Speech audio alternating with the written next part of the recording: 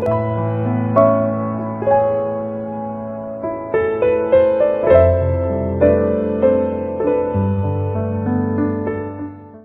한 가지만 잘하면 분명히 응답받고 치유받습니다.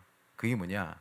하나님께서 복음을 주신 이후에 자기 자녀를 인도하시는 하나님의 방법이 말씀입니다.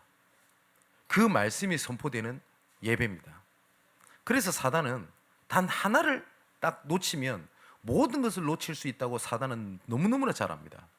그래서 창세기 3장에 하나님을 떠나게 만드는 이 사단이요, 창세기 4장에 가장 먼저 건드렸던 것이 뭐냐? 예배를 건드렸어요.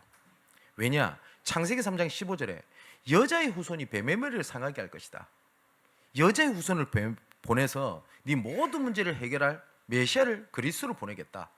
그래서 그 그리스도를 붙잡는 방법이 뭐였냐? 제사, 예배였거든요. 그래서 사단은 딱 하나만 무너뜨리면 된다고 알고 있습니다. 예배입니다. 그래서 이 사단은요, 모든 걸 동원을 해가지고 분주함, 그 다음에 여러 가지 상처, 갈등, 이런 걸 통해서 단 하나를 딱 놓치게 만듭니다. 뭐냐? 예배를 놓치게 만들어요.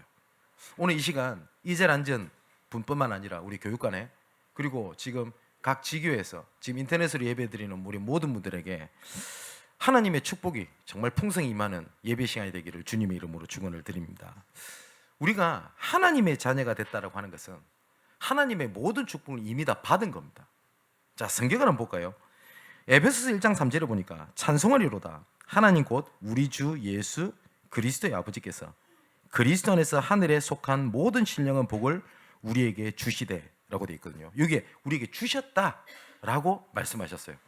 그리고 요한복음 1장 12절에도 영접하는 자 곧 그름을 믿는 자들에게는 하나님의 자녀가 되는 뭘 줬다고요? 권세를 주셨다라고 말씀을 하셨습니다. 그러니까 자녀라는 그 안에는요, 모든 하나님의 은혜와 축복이 다 있습니다. 어느 정도냐? 더 이상 받을 것도 구할 것도 없는 완전한 이름을 우리에게 주셨는데 그분이 바로 누구냐? 그리스도입니다. 이걸 알았던 바울이 골로새서 2장에 보니까요, 확실한 이해의 모든 풍성함과 하나님의 비밀인 그리스도를 깨닫게 하려니 그 안에는 지혜와 지식의 모든 보화가 감춰져 있느니라. 자, 그 그리스도 이름 안에 모든 것을 하나님이 감춰두셨다라고 말씀하십니다. 우리가 기도할 때도 마지막에 예수 그리스도 이름으로 기도합니다 라고 기도하죠. 그거는 마침 인사말이 아닙니다. 하나님 기도 끝났습니다, 안녕히 계세요 라고 하는 마무리 인사가 아니고요, 우리는 하나님 앞에 간구하거나 가까이 다가가거나 할 수 있는 존재가 안 돼요. 근데 누구 이름으로 말미암아 하나님과 화평케 되느냐? 그리스도 이름으로 화평케 된 겁니다. 그래서 누구 이름으로 기도하는 거냐? 예수 그리스도 이름으로 기도하는 겁니다. 그 구원의 축복이 지금도요, 우리는 성부 하나님, 성자 예수 그리스도, 성령 하나님이지만 우리가 보통 뭐라고 하죠? 예수 믿고 구원받는다고 하죠. 그래서 그리스도가 아니고서는 하나님을 만날 수도 없고 절대 구원이 이루어질 수 없습니다. 그래서 우리가 지금도 그리스도를 믿고 우리가 구원을 받는 겁니다. 지금도요, 예수 그리스도 이름으로 말미암아 흑암이 무너집니다. 예수 그리스도 이름으로 말미암아.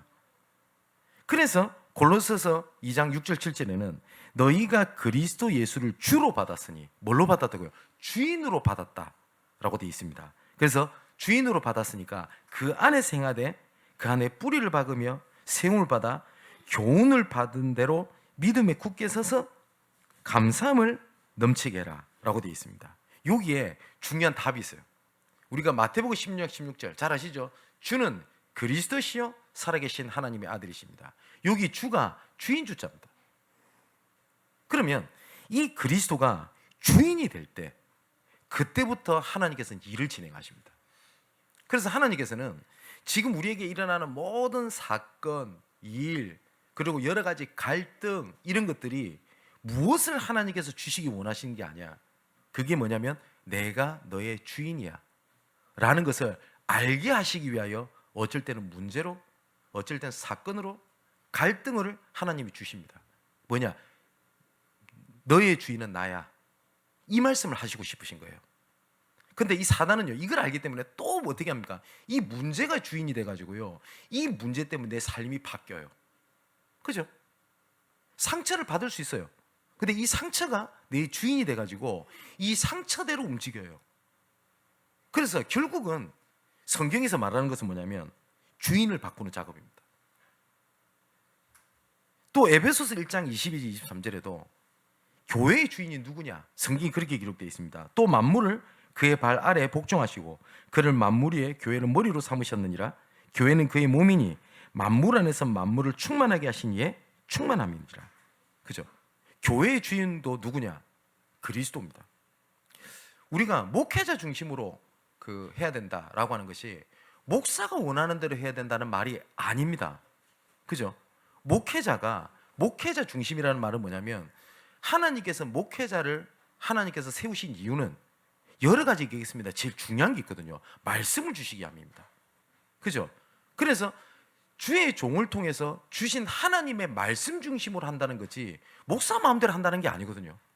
그죠? 그리고 교회의 주인은요, 어떤 사람은 그럽니다. 교회의 주인은 성도지 않냐? 틀렸습니다. 교회의 주인은 그리스도입니다. 그래서 말씀 따라가는 겁니다. 그래서 교회는요, 요런 중심으로 가는 것도 아닙니다.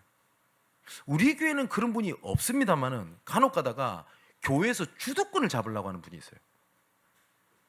그거 진짜 내려놓지 않으면 정말 큰일 납니다. 교회의 주인은 누구냐? 그리스도이십니다. 하나님이십니다. 그죠? 저도 목사인 저도 하나님의 그리스도를 주인 삼고 그분의 인도를 받는 직분이지 제가 우리 양문교회의 주인입니까? 그렇지가 않거든요.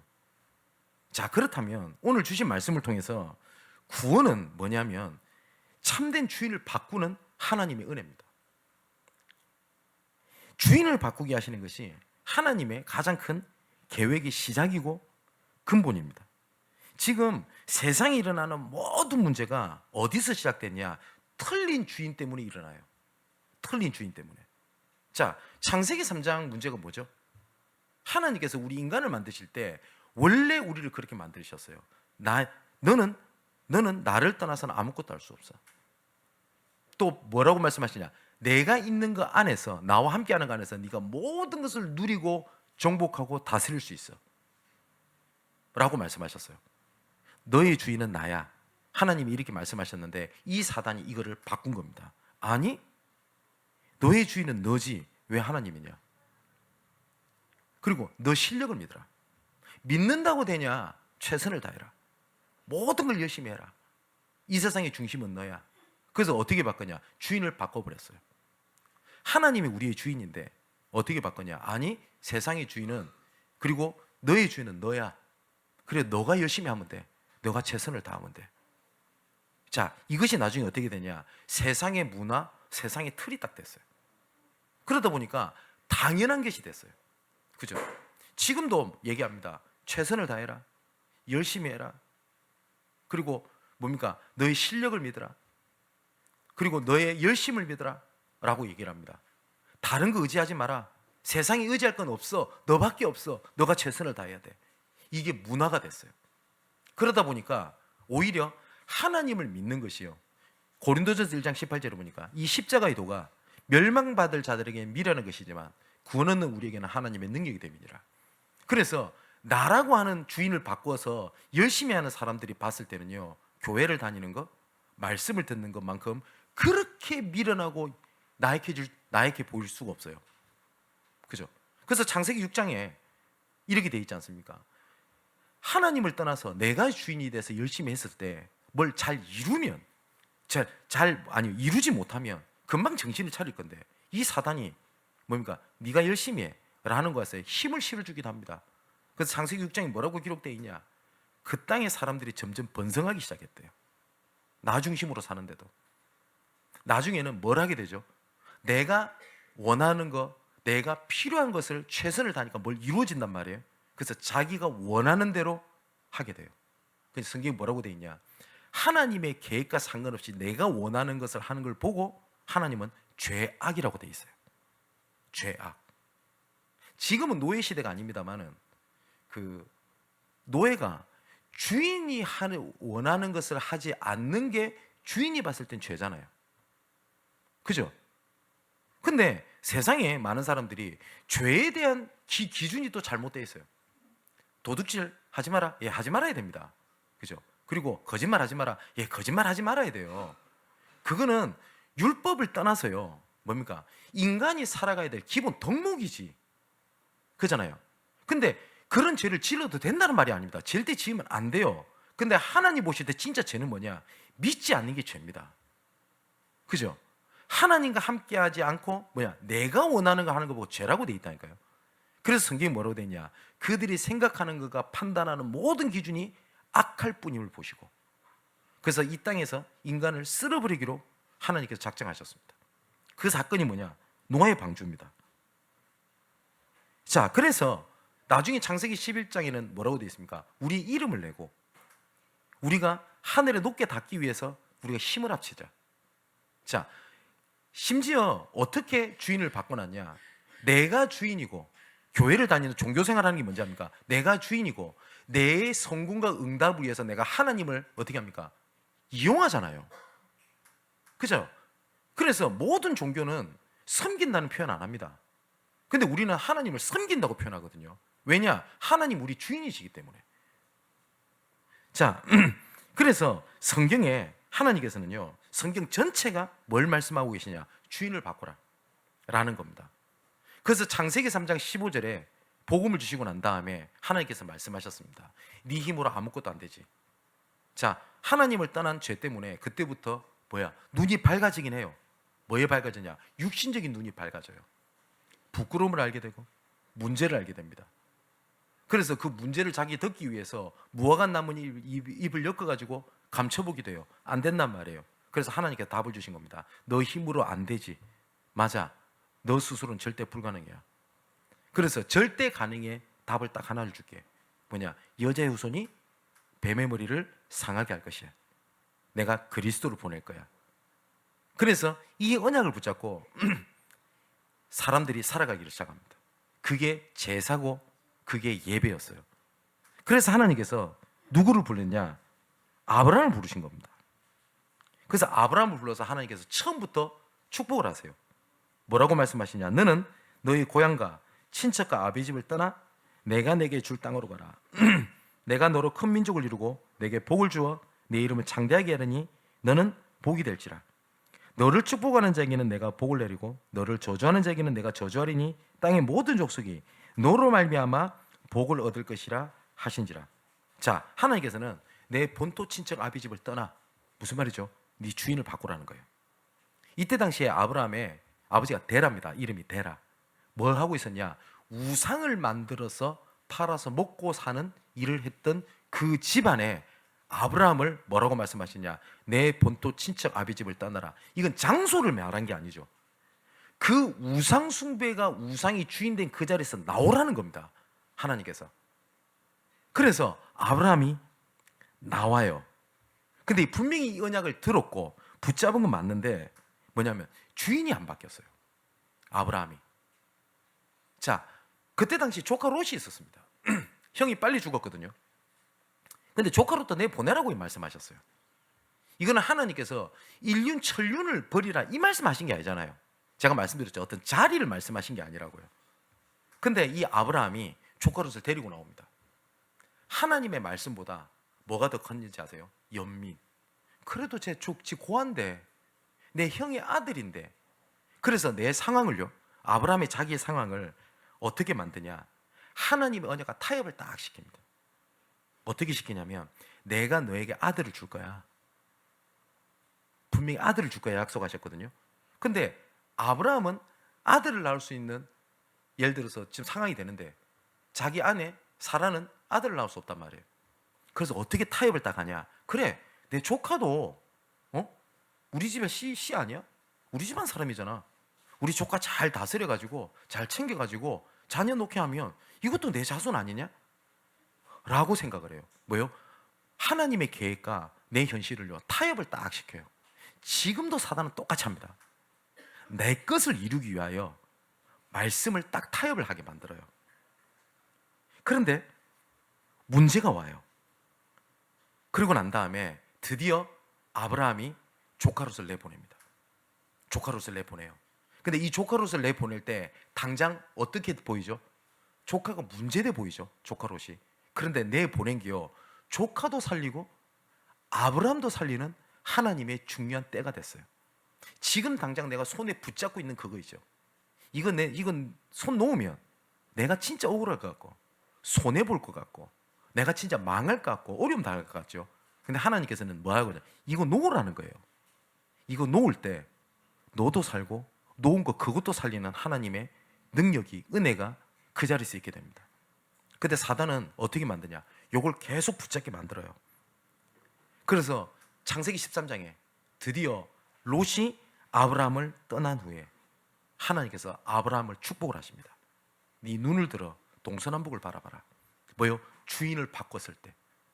나중에 창세기 15장 6절에는 뭐라고 되어 있냐? 아브라함이 여호와를 믿으니 하나님 여호와께서 이를 그로 의로 여기셨다. 나중에 하나님께서 어떤 일까지 하신지 압니까? 응답으로 주신 거 있죠. 아브라함이 여러 가지 응답 받았습니다. 가병 318명 응답이죠.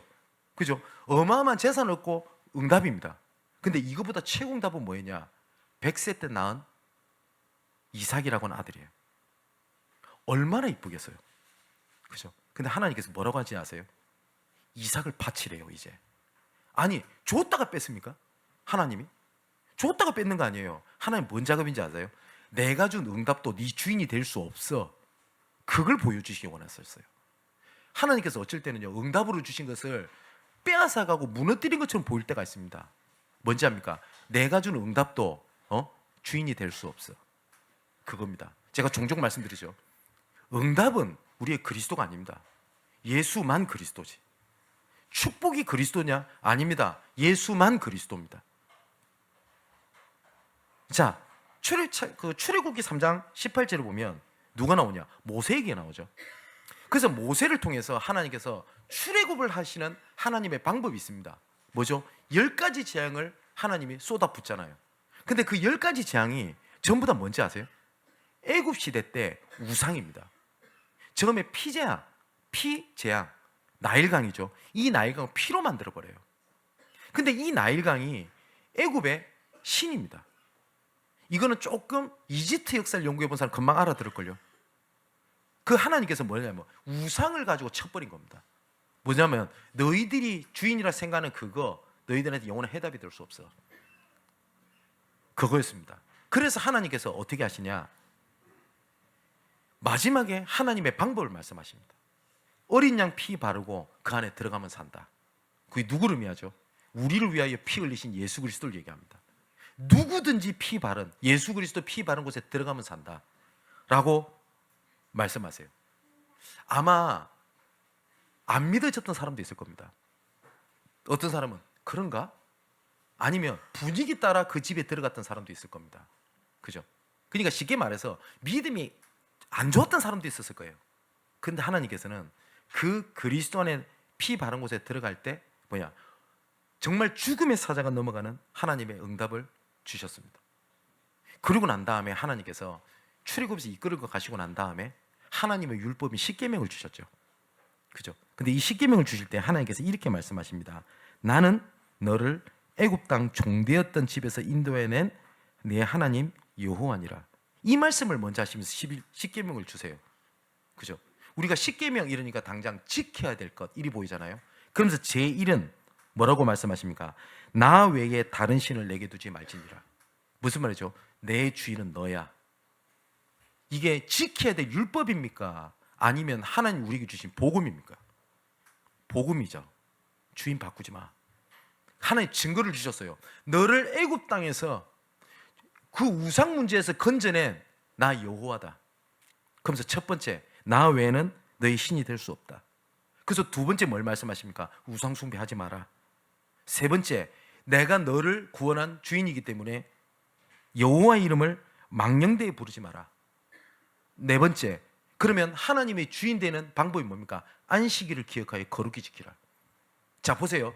하나님께서 나를 주인을 바꾸셨다라는 것을, 그 복음을 알면 십계명의 내용이 전부 다 하나님께서 우리에게 누리라고 주신 복음이지 지켜야 될 행위로 주신 게 아니라니까요. 진짜 복음을 안다. 그러면 나 외에 다른 신을 내게 두지 말지니라. 그리스도 외에 다른 것을 붙잡을 이유가 없어지잖아요. 그죠? 저보고 우상 숭배해라 할 이유가 없는 겁니다. 하지 말아야지. 그게 아니죠. 여호와 이름을 망령되이 일컫지 마라. 아니, 나를 구원하신 하나님의 이름을, 그리스도를 함부로 얘기합니까?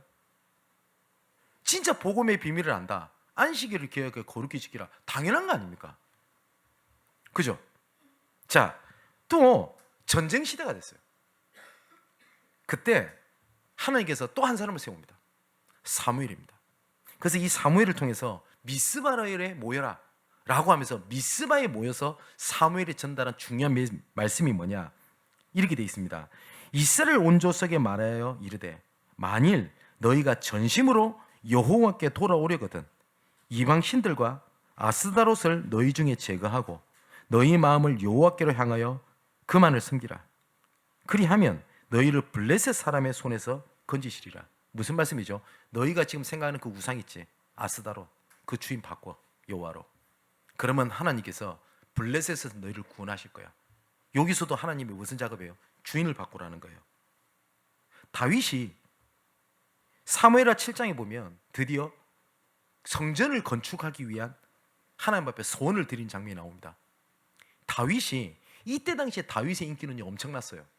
모든 걸 다 가지고 있었어요. 근데 다윗이 사무엘하 7장에 보면 계속 뭐라고 자기를 고백하냐, 자기를요, 주의 종입니다, 나는 주의 종입니다 라는 고백을 계속해요. 뭐요? 여호와 하나님이 나의 주인입니다, 나는 그분의 종입니다. 하나님께서는 다윗에게 모든 응답을 물붓듯이 쏟아부었어요. 어느 성경학자가 그러대요. 저는 학자가 아니니까 잘 모르겠는데 성경의 인물 중에서 가장 눈에 보이는 축복을 가장 많이 받았던 인물이 다윗이라고 합니다. 뭐 어떤 기준인지는 잘 모르겠습니다. 근데 다윗은 항상 고백하기를 나는 주의 종입니다, 종입니다 라고 얘기를 해요. 사단은 지금도요, 이 하나님이 주인인 자리에 다른 걸 집어넣게 만들어요. 내 감정이 주인 되게 만들어요. 그러면 내 감정 따라 나는 살아가야 돼요. 상처를 주인으로 만들어요. 상처를 안 받기 위하여, 혹은 상처에 복수를 하기 위하여 나는 살아가야 돼요. 그죠? 어떤 사람은 과거가 주인이 된 사람이 있어요. 내 과거에 잘 안 됐거든. 그러니까 과거에 잘 안 됐으니까 지금도 잘 안 될 거야 라는 생각 속에서 살아요. 그게 내 주인이잖아요.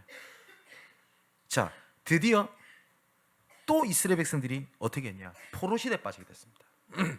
그때 하나님께서 또 말씀하셨습니다. 이사야 7장 14절에 보라, 처녀가 잉타의 아들을 낳을 것이요 그 이름을 임마누엘이라 하리라. 또 그러면서 뭐를 말씀하셨냐, 성전을 지으래요. 아니, 이게 말이 됩니까? 포로가 돼가지고 지금 죽을 판인데요. 지금 당장 시급한 게 뭐죠?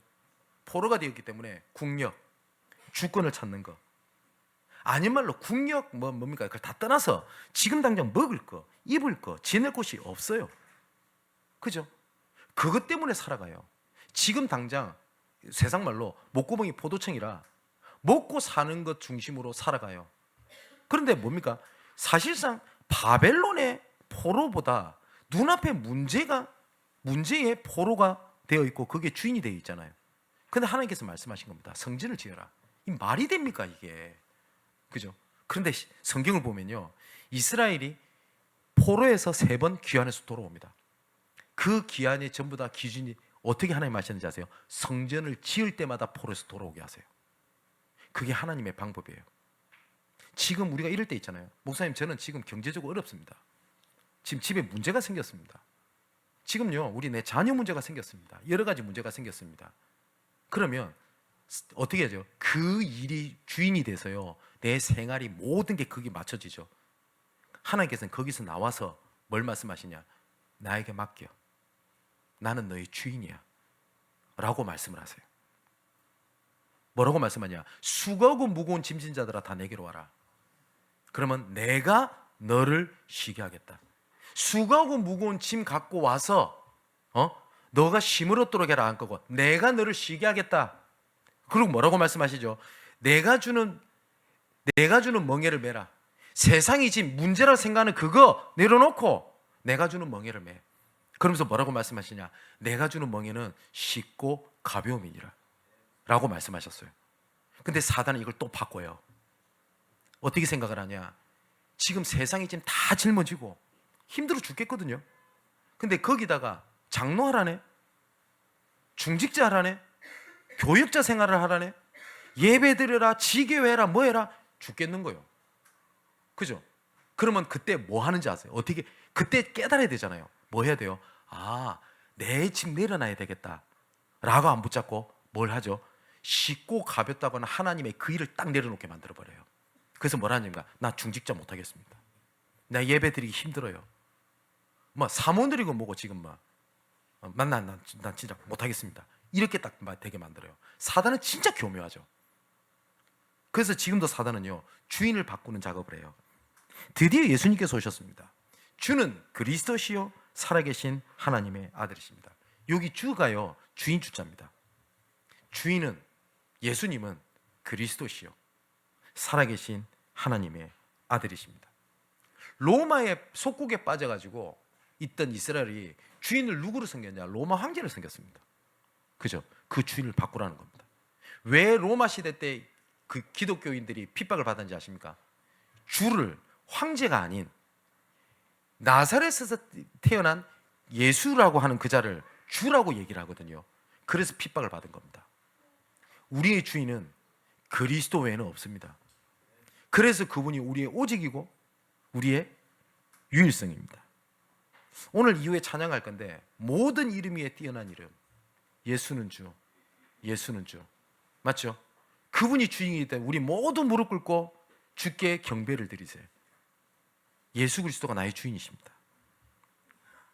자, 그래서 우리를 어떤 참된 주인으로 바꿀 때 어떤 축복이 오게 되냐? 에베소 2장 1절에 얘기되어 있죠. 허물과 죄로 죽었던 너희를 살리셨도다.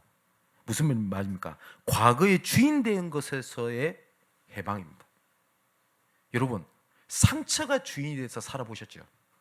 예, 저는 진짜 많이 살아봤습니다. 그 상처를 받지 않기 위해서 내 생활 패턴을 움직여요. 꼭 뭐하고 가냐면요, 사람이 여기에 상처를 입죠. 그럼 딱지가 생깁니다. 굳은 살이 배겨요. 그런데 사람의 상처는요, 상처를 입으면 더 이상 상처를 받기 위해서 사람이, 몸이 자연적으로 그 부분을 보호를 합니다. 사람의 심리도 그렇고요, 영적인 부분도 마찬가지예요. 보호를 해요. 그래서 어떻게 하냐? 어쩔 때는 포장을 하고요, 어쩔 때는 숨게 만들어요. 타조가 그렇다며요. 사냥꾼이 잡으러 가면 땅 밑에다가 구덩이에 머리 팍 쳐박고, 머리만 딱 쳐박고 있대요. 안 보이면 저기 안 보인다고 생각을 하거든요. 사단은 지금도 똑같이 만들어요. 그래서 뭐라고 말씀하셨냐? 그는 누구죠? 그리스도입니다. 그리스도는 허물과 죄로 죽었던 너희를 살리셨도다.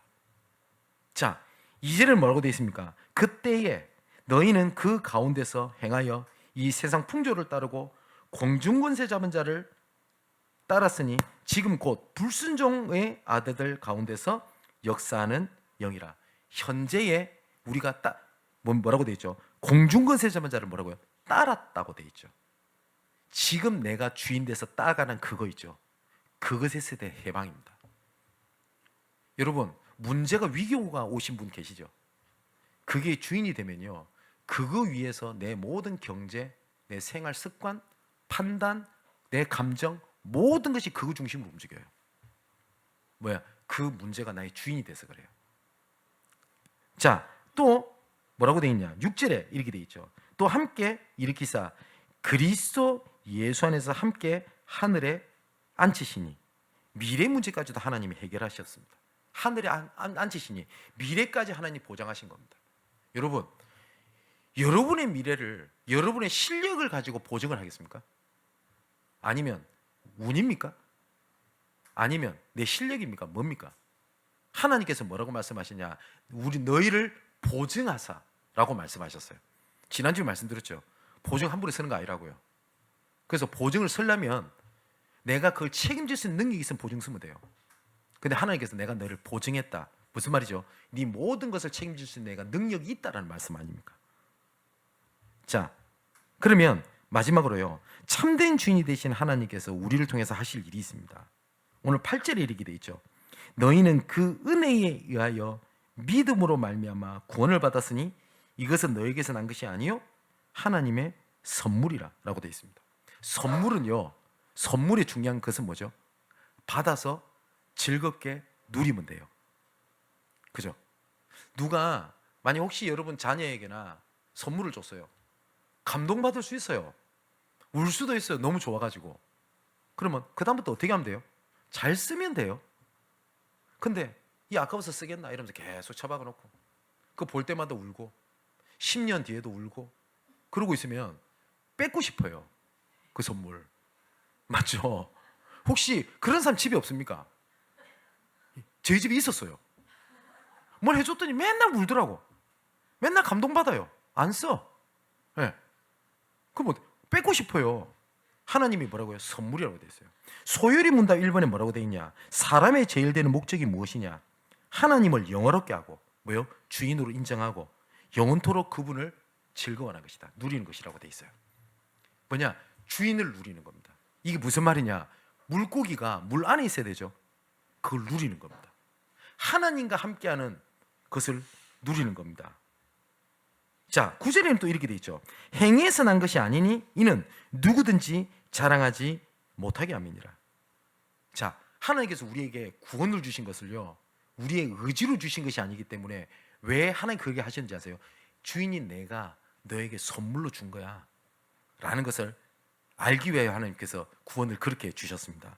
고린도서 4장 6절 7절에도 어두운 데에 빛이 빛이라 말씀하셨던 하나님께서 예수 그리스도 얼굴에 있는 하나님의 영광을 아는 빛을 우리 마음에 비추셨느니라. 자, 우리가 이 보배를, 이 그리스도 이름을 질그릇에 가졌으니, 질그릇은 정말 보잘것없는 거죠. 이는 심히 큰 능력은 하나님께 있고 우리에게 있지 아니함을 알게 하려 함이니라. 나같이 이렇게 부족한 자를 하나님이 왜 살리셨냐? 복음의 능력을 알기 위해서 주셨다고 되어 있어요. 자, 10절입니다. 우리는 그가 만드신 바라 그리스도 예수 안에서 선한 일을 위하여 지으심을 받은 자니 이 일은 하나님이 전에 예비하사 우리로 그 가운데서 행하게 하려 하심이니라. 자, 하나님께서 우리를요 선한 일, 증인으로 서기 위하여 하나님께서 이 모든 축복으로 주셨어요. 지금도요 현장에 참된 주인이 아니라 다른 것이 주인이 돼가지고 무너져가는 사람들 진짜 많습니다. 정말로요. 지금 말씀을 듣고 계시는지 모르겠습니다. 어떤 분이 사회적 지위도 있고 다 있어요. 근데 정말 못했죠. 정말 악하죠. 목사라는 신분을 가지고, 여러분, 목사라는 신분을 가지고 사기치고 온갖 이상한 사람 진짜 많습니다. 근데 사회적 위치, 지식 다 가지고 있는데 이상한 목회자 만나가지고 경제적으로 어려움 당하고, 일명 가스라이팅이라고 하죠. 어려움을 당한 분이랑 연결이 됐어요.